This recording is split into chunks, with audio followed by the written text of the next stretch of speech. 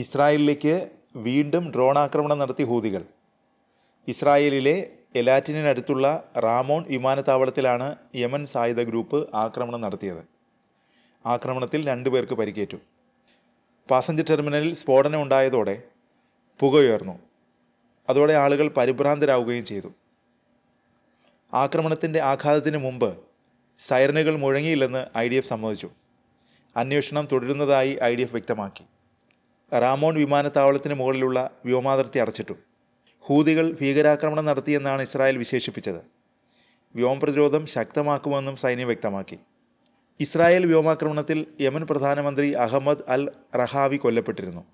ഇതിന് തിരിച്ചടിയായി കനത്ത ആക്രമണമാണ് ഹൂതികൾ ഇസ്രായേലിന് നേർക്ക് നടത്തുന്നത്. കഴിഞ്ഞ ദിവസം ഇസ്രായേലിലെ 5 സുപ്രധാന കേന്ദ്രങ്ങൾ ലക്ഷ്യമിട്ടാണ് ഹൂതികൾ ആക്രമണം നടത്തിയത്. തെലവീവിലെ ഇസ്രായേൽ സൈന്യത്തിൻ്റെ ജനറൽ സ്റ്റാഫ് കെട്ടിടം, ഹദേര പവർ സ്റ്റേഷൻ, ടെലവീവിലെ ബെൻ ഗുരിയോൺ വിമാനത്താവളം, അഷ്ദോദ് തുറമുഖം, വടക്കൻ ചെങ്കടലിലെ MSC എബിവൈ കപ്പൽ എന്നിവ ലക്ഷ്യമിട്ട് 5 പ്രത്യേക സൈനിക ഓപ്പറേഷനുകൾ നടത്തിയതായി യമൻ സായുധസേന പ്രഖ്യാപിച്ചു. നിരവധി ഡ്രോണുകളും ഒരു ക്രൂസ് മിസൈലും ഉപയോഗിച്ചാണ് ഈ ആക്രമണങ്ങൾ നടത്തിയത്. സമദ് 4 ഡ്രോണുകൾ ഉപയോഗിച്ച് 4 ഡ്രോൺ ഓപ്പറേഷനുകൾ നടത്തിയതായി യമൻ സായുധസേനയുടെ വക്താവ് ബ്രിഗേഡിയർ ജനറൽ യഹിയ സാരി പറഞ്ഞു. ആദ്യത്തേത് ടെലവീവിലെ ജനറൽ സ്റ്റാഫ് കെട്ടിടത്തെ ലക്ഷ്യമിട്ടപ്പോൾ ബാക്കിയുള്ള 3 ഹദേര പവർ സ്റ്റേഷൻ, ബെൻ ഗുരിയോൺ വിമാനത്താവളം, അഷ്ദോദ് തുറമുഖം എന്നിവ ആക്രമിച്ചു. എല്ലാ ലക്ഷ്യങ്ങളും വിജയകരമായി തകർത്തതായി ഹൂതി വക്താവ് അവകാശപ്പെട്ടു. വ്യോമസേനയും മിസൈൽ യൂണിറ്റും MSC എബി എന്ന കപ്പലിനെതിരെ സംയുക്ത ഓപ്പറേഷൻ നടത്തിയതായി ഹൂതികൾ അറിയിച്ചു. പലസ്തീനിലെ തുറമുഖങ്ങളിൽ പ്രവേശിക്കുന്നതിനുള്ള വിലക്ക് ലംഘിച്ചതിനും ഇസ്രായേൽ ഭരണകൂടവുമായുള്ള ബന്ധവുമാണ് ആക്രമണത്തിന് കാരണം.